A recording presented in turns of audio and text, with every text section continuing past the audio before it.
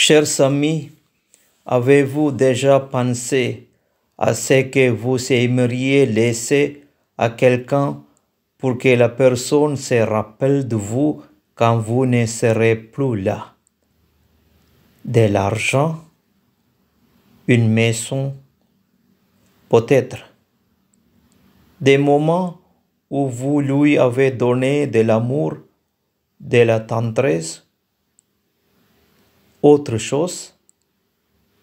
En tout cas, c'est en se posant cette question qu'on peut comprendre un peu l'essence de la fête du corps et du sang du Christ que nous célébrons aujourd'hui et qu'on appelle communément la fête de Dieu.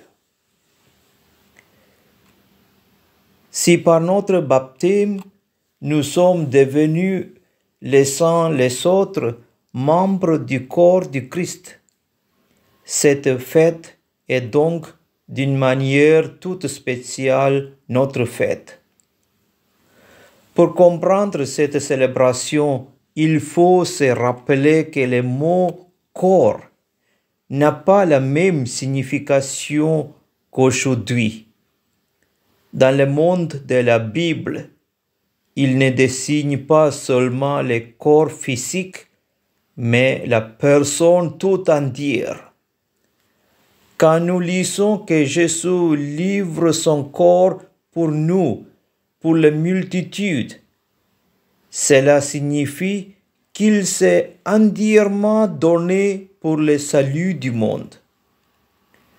Dans la première lecture, nous voyons le peuple hébreu qui se trouve rassemblé devant Moïse. C'est l'histoire d'un Dieu qui fait alliance avec son peuple. Cette alliance est symbolisée par le sang versé sur l'autel puis sur l'assemblée. Nous savons que le sang, c'est la vie.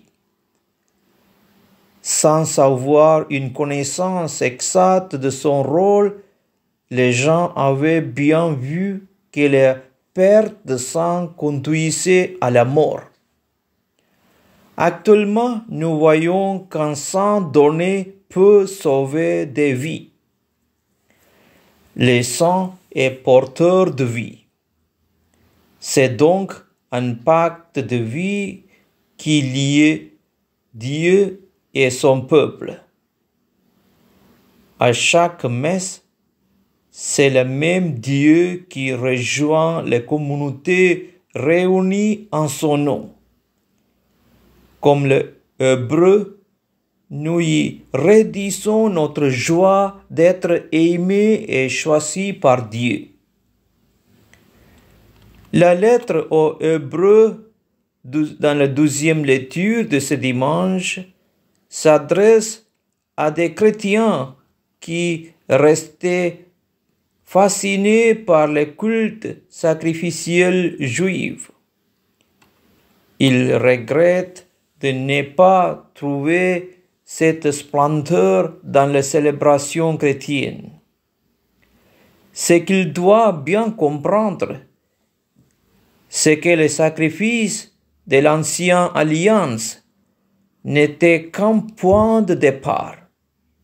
Le véritable don du sang qui nous fait participer à la vie même de Dieu, c'est celui qu'a accompli le Christ sur la croix. Il nous a arrachés à l'emprise du mal en nous proposant de vivre de son amour. C'est là le véritable sacrifice. À chaque messe, nous assistons en direct au moment où Jésus a fait don de sa vie. C'est la victoire de la vie sur la mort et nous en recevons les fruits. L'Évangile nous parle du dernier repas de Jésus au soir de Jeudi Saint. En lisant ce récit de plus près, nous remarquons un point qui risque de passer inaperçu. Les disciples ne disent pas pour que nous mangions les Pâques, mais pour que tu manges la Pâques. C'est comme si le repas pascal était celui de Jésus seul. Pour l'évangéliste, c'est une manière de relier les repas pascal juifs à Jésus. Ces repas deviennent celui de Jésus. Ceci est mon corps. Ceci est mon sang. Le rite de l'alliance de l'Ancien Testament est repris, mais le véritable agneau pascal immolé et mangé, c'est Jésus lui-même. Il s'est livré pour libérer l'humanité tout entière de ce qui l'éloigne de Dieu. Ce qu'il ne faut pas oublier, c'est que l'Eucharistie est le sacrifice de toute l'Église. Cela nous est rappelé à la fin de l'offertoire. Ce sacrifice, ce n'est pas seulement celui de l'assemblée présente à l'Église. À travers cette assemblée, c'est toute l'Église qui fait monter sa prière vers le Seigneur. Et quand le prêtre dit avant la communion, « Voici l'agneau de Dieu qui enlève le péché du monde », il ne s'adresse pas seulement aux fidèles présents, mais au monde. Le Christ ne demande qu'à se donner à tous pour être leur nourriture et leur serviteur. Il aime chacun d'un amour qui dépasse tout ce que nous pouvons imaginer. Dans ce grand mystère de l'Eucharistie, il y a un point important qu'il ne faut jamais oublier. Nous savons qu'au moment de la consécration, le pain et le vin deviennent le corps et le sang de Jésus. Mais c'est surtout nous-mêmes et notre monde que le Seigneur veut consacrer et diviniser. C'est nous-mêmes qu'il veut remplir de sa présence. Ce don n'est pas seulement réservé à ceux qui sont rassemblés dans l'Église. Il est pour tous.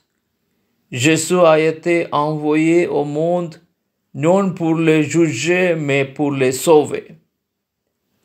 Voilà ces repas auxquels nous sommes tous invités. C'est vraiment les moments les plus importants de la semaine. Le Christ ressuscité est là.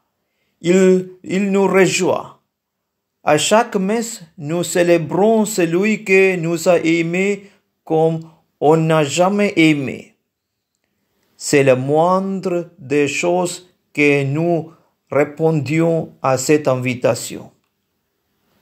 Aujourd'hui, le Christ se présente à nous comme le pain vivant qui est descendu du ciel. Si quelqu'un mange de ce pain, il vivra éternellement. L'Eucharistie est vraiment un cadeau extraordinaire. C'est une nourriture pour la vie éternelle. En cette fête du corps et du sang du Christ, nous renouvelons notre action de grâce pour le merveille que nous célébrons. Et nous faisons cette prière du prêtre avant la communion. Que ton corps et ton sang me délivrent de tout mal et que je ne sois jamais séparé de toi. Que cette fête du corps et du sang du Christ nous dynamise dans notre vie chrétienne, qu'elle nous fasse être toujours plus ce que nous sommes, le corps du Christ. Amen. Gloire au Père, et au Fils, et au Saint-Esprit, comme il était au commencement, maintenant et toujours, pour les siècles des siècles. Amen. Seigneur est ma lumière et mon salut. De qui aurais-je crainte? Le Seigneur